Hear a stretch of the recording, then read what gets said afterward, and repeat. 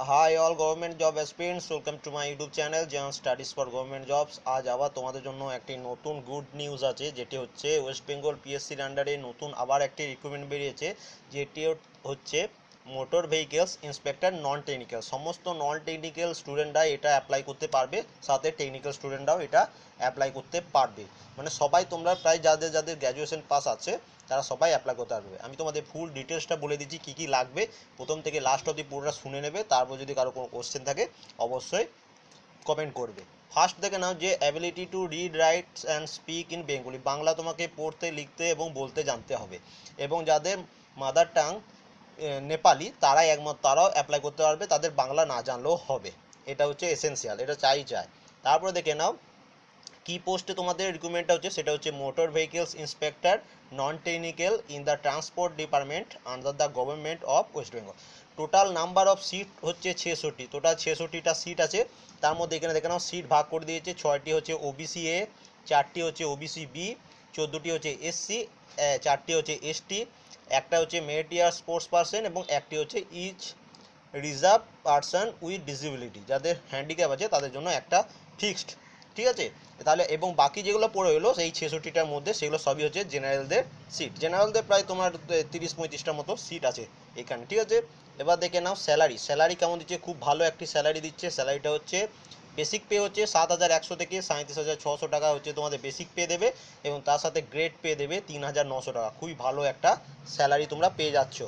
Qualification কী যে খুবই simple একটা কোয়ালিফিকেশান চেয়েছে, কি 1 নম্বর হচ্ছে must have bachelor degree of a recognise university. তোমার একটা ব্যাচেলার ডিগ্রি থাকলেই হবে, তুমি গ্র্যাজুয়েশন পাস হলেই হবে। তুমি টেকনিক্যাল ফিল্ডেও পাস করলেও অ্যাপ্লাই করতে পারবে, নন টেকনিক্যাল ফিল্ডেও অ্যাপ্লাই করতে পারবে। মানে পার্টস কোর্সেও যদি তোমরা পড়ো, বিএ বিএসসি এবং বিকম যা আছে, শুধু ব্যাচেলার ডিগ্রি হলেই হবে। এবং যারা বিটেক করেছো ইঞ্জিনিয়ারিংয়ে তারাও অ্যাপ্লাই করতে পারবে।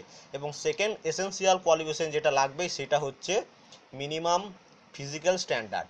এই তোমাদের ফিজিক্যাল স্ট্যান্ডার্ড থাকবে যারা এই সব জায়গা ছাড়া, গোর্খা, গোয়ালিয়র, রাজবংশী এসব ছাড়া, তাদের হাইট মিনিমাম হতে হবে 170 সেন্টিমিটার। 170 সেন্টিমিটারের নিচে যাদের হাইট হবে তারা অ্যাপ্লাই করতে পারবে না।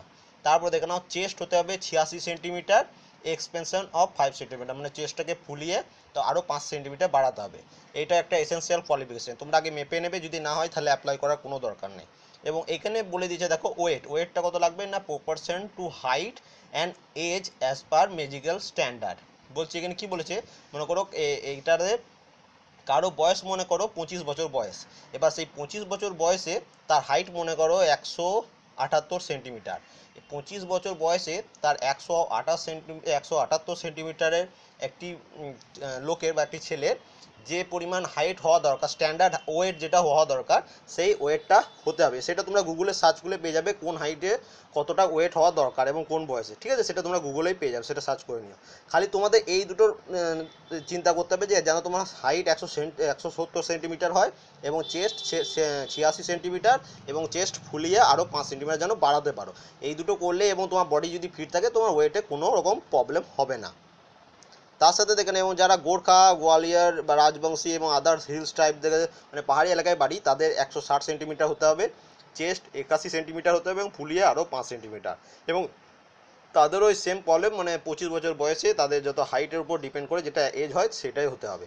এবার দেখে নাও এজ লিমিট কী বলছে, কত থেকে কত বছর বয়স পর্যন্ত হতে হবে।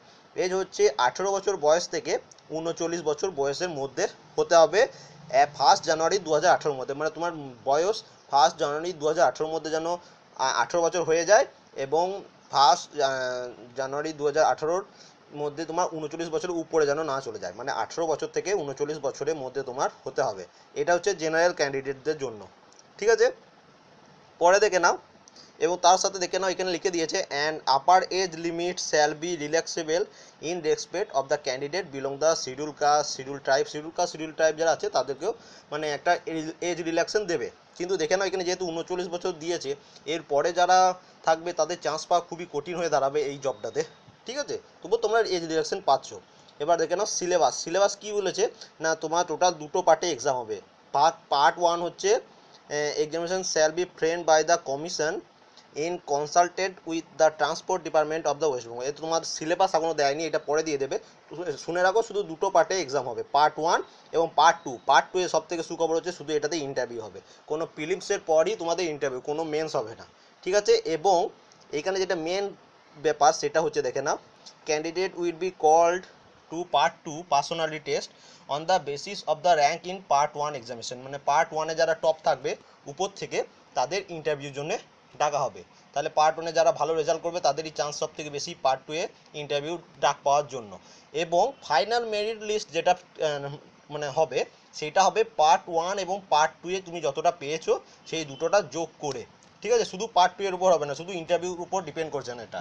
এখানে তোমার পার্ট 1-এ মনে করো 100-তে যদি এক্সাম হয় কেউ 80 পেয়ে আসো, এবং পার্ট 2-এ মনে করো ইন্টারভিউতে 100-র মধ্যেই যদি ইন্টারভিউ হয়, কেউ যদি মনে করো 40 বা 50 পাও, এই দুটো একসাথে যোগ করে মানে 80 + 50 যোগ করে যেটা হবে, তারপরে সেটার উপর তোমার পরপর মেরিট লিস্ট বানানো হবে, ঠিক আছে। তাহলে খুব ভালোভাবে পড়ো, এবং এটারও সিলেবাস যখন দেবে এটারও প্রিপারেশন আমরা স্টার্ট করে দেবো, এই হচ্ছে ডিটেলস। এবার ফর্ম ফিল আপ এক্সাম ফিসটা দেখে নাও। টোটাল এক্সাম ফি এখানে লাগবে টোটাল 160 টাকা, এবং তার সাথে কিছু মানে আরও এক্সট্রা ফিস থাকবে, সে মনে যত সম্ভব এটা 210 টাকা কি 180 টাকার মধ্যে হয়ে যাবে, ঠিক আছে। এখানে ফিস লেখা রয়েছে 160 টাকা, 160 টাকার মধ্যে হলেই হবে। এবং তার সাথে দেখে নাও, কেউ দুবার ফর্ম ফিল আপ করবে না, এবং যাদের SC ST OBC সার্টিফিকেট আছে তারা একটু এটা দেখে নেবে যাদের সার্টিফিকেটটা আপ টু ডেট করা আছে কি না, সেটা একবার দেখে নেবে। এখানে এইটা ভিডিওটি ডেসক্রিপশনে লিঙ্কও দিয়ে দেবো। আর যেটা তোমাদের ফর্ম ফিল আপ স্টার্ট হবে, এখানে দেখে নাও দিয়ে দিয়েছে, ফর্ম ফিল আপ স্টার্ট হবে 17 জুলাই 2018 থেকে, ফর্ম ফিল আপ শেষ হবে 6 আগস্ট 2018 থেকে, এবং লাস্ট ডেট অফ পেমেন্ট মানে পেমেন্ট করার লাস্ট ডেট হচ্ছে 6 আগস্ট। 6 আগস্টের মধ্যে তোমাকে পেমেন্ট কমপ্লিট করে নিতে হবে। এবং দেখো দেখে নাও, যারা অফলাইন পেমেন্ট করবে তাতে 7 আগস্ট পর্যন্ত টাইমটা দেওয়া আছে। যে কোনো ইউবিআই মানে ইউবিআই ব্যাংকের ব্রাঞ্চে তোমরা পেমেন্ট করলেই হবে। এই হচ্ছে টোটাল ডিটেলস। যদি কারো কোনো রকম অসুবিধা থাকে অবশ্যই কমেন্ট করবে, আমি তোমাদের রিপ্লাই দিয়ে দেবো। এবং সবথেকে মেন যেটা বেসিক আমরা যেটা জানতে পারলাম যে তোমাকে গ্র্যাজুয়েশন পাস হতে হবে, তুমি বিএ থেকে পাস করতে পারো, বিএসসি পাস করতে পারো, বিকম পাস করতে পারো, পাস কোর্সে পাস করতে পারো, বিটেক পাস করতে পারো, ডিপ্লোমা হবে না, আগে থেকে বলে রাখছি, শুধু বিটেক বা বিই, ঠিক আছে। যারা গভর্নমেন্ট কলেজ থেকে ইঞ্জিনিয়ারিং করেছে এবং যারা প্রাইভেট কলেজ থেকে ইঞ্জিনিয়ারিং করেছে সবাই অ্যাপ্লাই করতে পারবে, কিন্তু বিটেক বা বিই হতে হবে।